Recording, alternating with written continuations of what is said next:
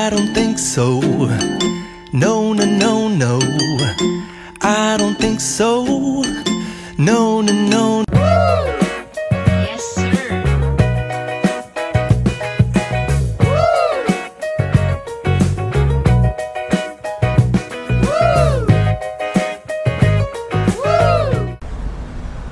So Brad, anong ginagawa natin dito ngayon?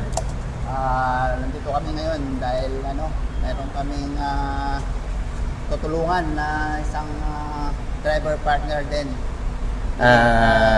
Sa ano ba yan? TNBS? Yes, releasean natin ng isang bagong-bagong Toyota Vios. Wow, congratulations. Sino ba sino ba yung ma-releasean ngayon? Ito, Pakilala mo naman, sir. si Kuya Marlon. Ayun. Ba? Marlon? Franco. Franco. Ay, sus. Ayun pala, si Sir Franco. Sir Franco, ay ganda lalaki din pala to. Ay, kumusta naman? Ayos lang ba yung transaction ninyo? Sobrang smooth naman. Lahat ng paliw. Paliwanag sa opisina, pagkuha ng unit, okay naman. Okay. So, wala namang problema. Mabilis Wala ba? Ayos. Mabilis naman. Ay, congratulations. Ito ba yung pinaka first unit ninyo, sir? Ito yung pinaka-first unit. Okay. And plano nyo magdagdag pa ulit?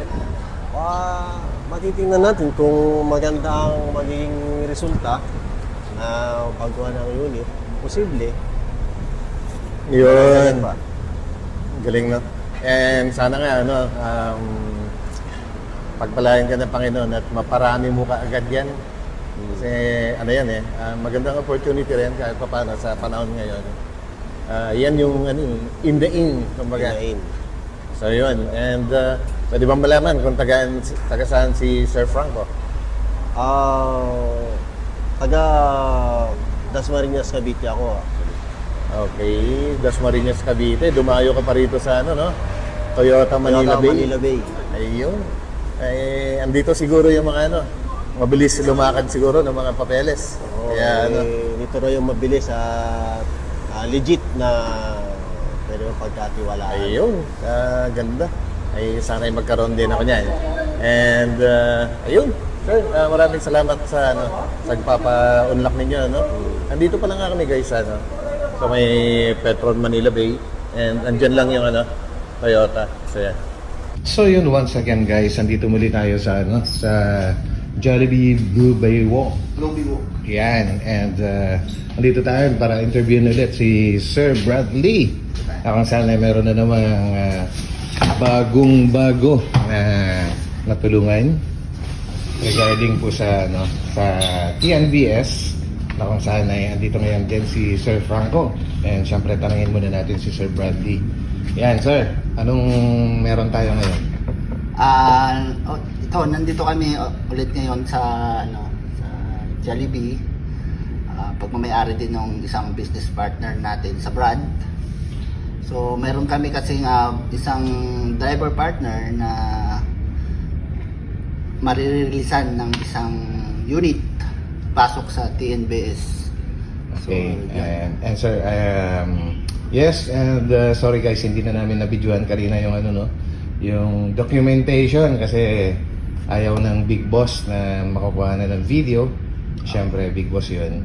So, ayan. So, andito na kami ngayon. Tapos na lahat ng transaction. So, interviewin naman po natin yung nakakuha ng unit na bagong-bagong Toyota Vios. Sir Franco, ano naman masasabi mo dyan? Talikuran tayo. Layo-layo tayo. So ayan, nandito naman si Sir Franco. Ano naman masasabi mo, sir, sa bagong-bagong Toyota Vios na na-release sa'yo today? Yan. So yung transaction naman ngayon ay maayos naman. Lalo yung mga kausap na boss. Madali silang kausap. Yun. Maganda doon is walang kumbaga malaki ang tiwala dahil nga syempre may sariling opisina at May hindi sariling basta-basta opisina. tao. Hindi nga lang pwedeng banggitin ng pangalan kasi masyadong exclusive guys. Pero kung kayo nagbabalak din, pwede nyo makaharap yung tao na yun Oo. na connected mismo sa sa malalaking negosyo. Kagaya ng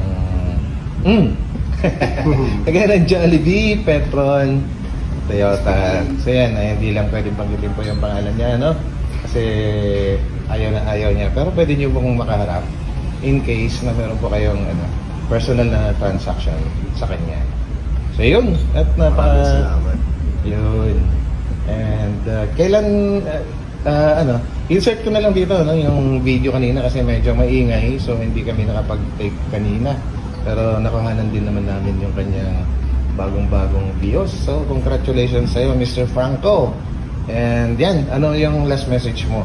Yun, maraming salamat sa boss, kaya Kuya Brad, Ayan, Lee. si Bradley. na tumulong para makakuha ng unit na panghanap buhay. Ayan. So, yun, mga kasama po, mga ka-LU. So, last message mo naman dyan, Sir Boss Pogi Bradley. Sa mga gustong kumuha or magkaroon din ng sariling negosyo, Regarding sa, sa TNVS. PNBS, oo. Or sa madaling intindihin, kung gusto nyo magkaroon ng sariling sasakyan na panghanap buhay, kagaya ng Grab, InDrive, Joyride, Pick Up. Yun, at malaking bagay na makakatulong si Sir Bradley dyan sa mabilisang pamamaraan. Pero legal.